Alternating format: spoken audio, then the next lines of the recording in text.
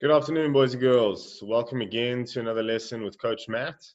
Today we're going to be discussing how to finish off a one end game.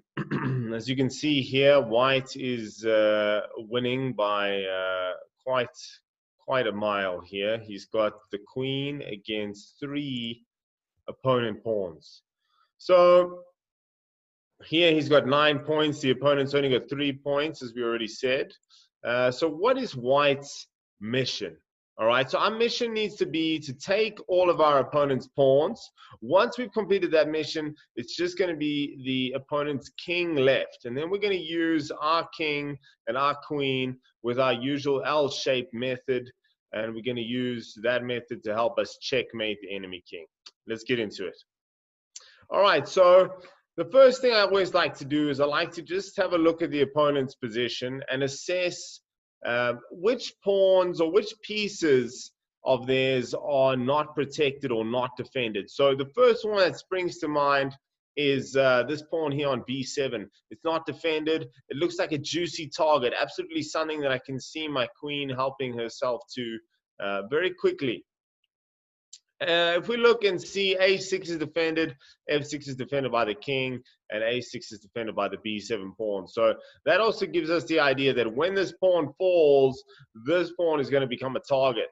So how do we do that? Well, there's a couple ways. I think the most efficient move is probably something like queen b6, queen a7, also a pretty good move.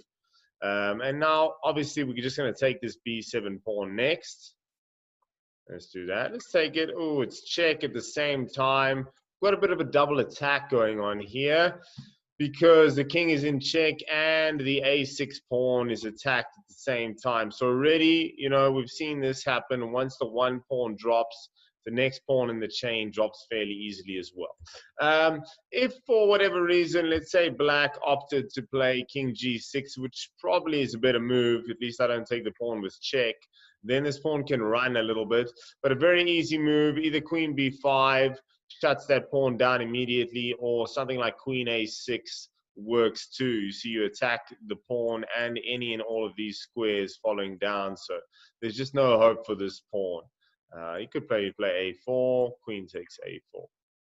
Okay, then the next one on our list is we need to try and win this f6 pawn. Very, very important. How are we going to do that?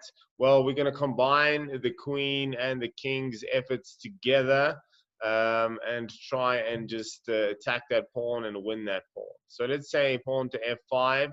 We need two attackers here. We need to use our queen and we need to use our king together.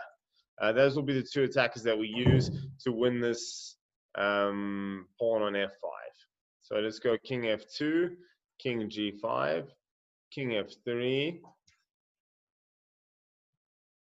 And already now black struggling for moves here. I'm not thinking, I don't think he can play f4 because then you're just going to take it directly. So maybe king back. I think that makes sense. Then we use the king, bring the king in to attack this f5 pawn. That makes sense. Let's say he moves king g6. Now we just need to add in a second attacker. We'll add in the queen. I think the queen will come. Yeah, like I said, b5 is good. Even a5 is good. And then this pawn is pretty much done for. That's the point. Once you've got the king, you've got your one attacker sorted. This black king is sort of cemented now to this pawn, trying to hope to hold on to it for dear life. It's not enough. We can try this way just for interest's sake. It's just another attacker. And then queen takes f5. Very nice. Okay, so we are almost there. So now we just need to use the L-shaped method in order to checkmate the king.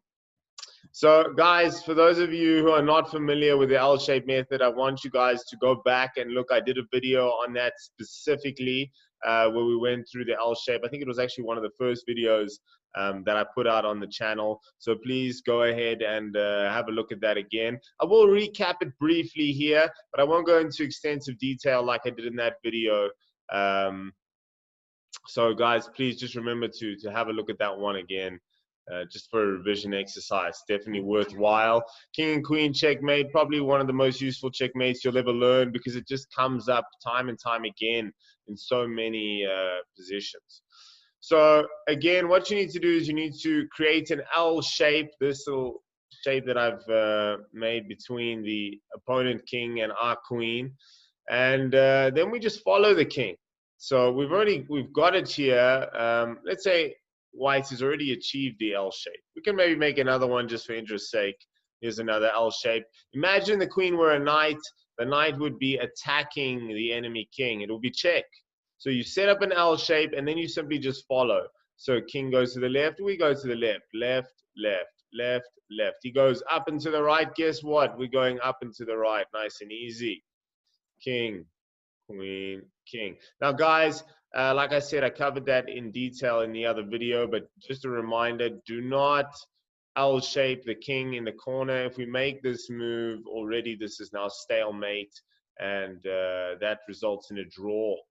We definitely want to avoid stalemate at all costs. So we do not make this move. Instead, once you've trapped him in the corner, that's sort of an alarm bell going off in our heads to remind us not to L shape, and instead to bring in our king to support our queen. So basically, we just need to run the king to this B6 square, and once we're there, we should be able to deliver mate. So king here, again, the black king very much just trapped in the corner.